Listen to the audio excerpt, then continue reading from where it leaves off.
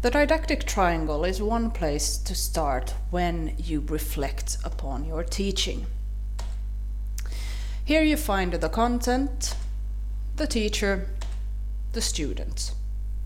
And in each teaching situation, the teacher needs to reflect upon these aspects in relation to each other. For example, in a teaching situation, you have a teacher, obviously, and the teacher usually has certain intentions, plans, goals, but also values that guide the teaching. And in a teaching situation, you have students, and they bring their own expectations, their own intentions, and their own values to the teaching situation. And these two actors affect what happens in the teaching situation. So if there are misunderstandings, or if the teacher feels that the students don't understand the content, then the teacher needs to reflect sometimes on herself or himself, and sometimes on the students and their, for example, backgrounds or expectations on the course. And in each teaching situation, there is always a content that the student is supposed to learn. And this content is something that the teacher needs to reflect upon in relation to the capabilities and experiences of the students. And I will try to exemplify this by using the didactic questions, because didactics usually provides us with a lot of questions, and these questions can be used in different situations, in assignments, when planning a whole course or just parts of a course. So the questions are very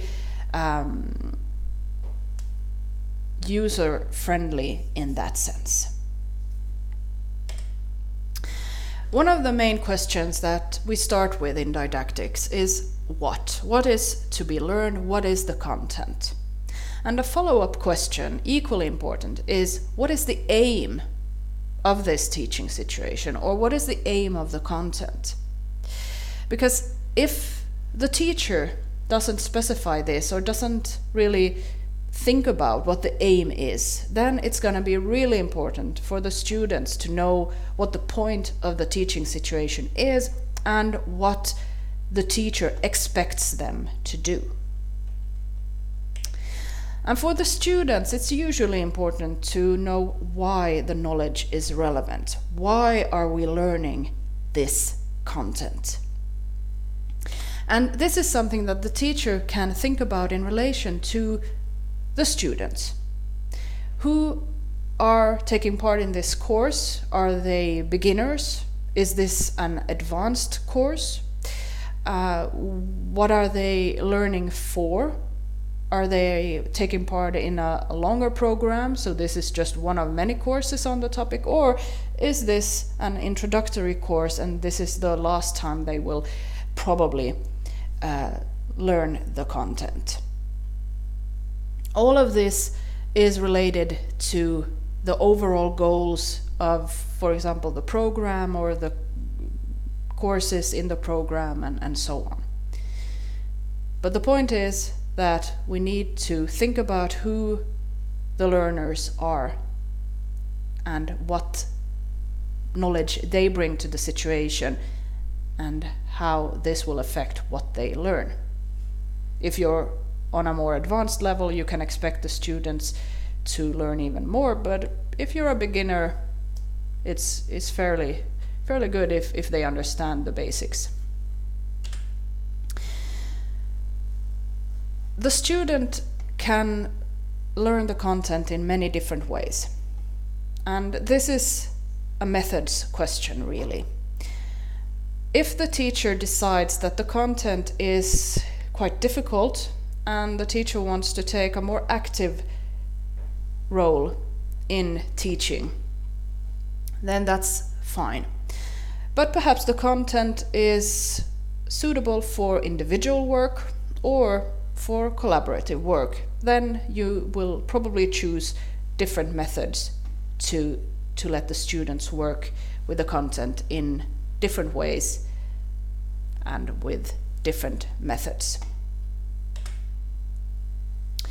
Two important questions are where and when. Where is important because depending on the learning environment, the students might be able to perform certain tasks, and without that learning environment, they might not be able to perform those tasks. So for some teachers, it's important to have a laboratory or a specific teaching space or learning space where the students can work with the content, and in other cases it might not be as relevant, but the students might be working online, they might be working in seminar rooms, or they can choose where they work with the content. But the when question is always important because the amount of time you give your students to learn a content decides how well they will learn the content. So if you want them to read long texts, or if you want them to work collaboratively, or if you want them to write a long essay, then you need to think about how much time they need to actually do the assignments you give them. And again, you can use this question and all these questions when you plan your lectures, but you can also use them when you plan your whole course. So that's why these questions are so good to work with throughout your teaching practice.